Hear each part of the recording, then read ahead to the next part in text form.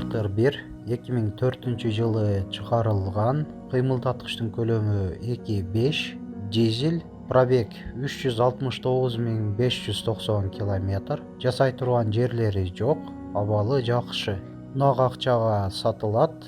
Баасы 750 000 сом. Дареги Жалал Абад областы, Нокен району, Майлы Суу шаарында. Эсин байланыш номери 0755 55 23 34.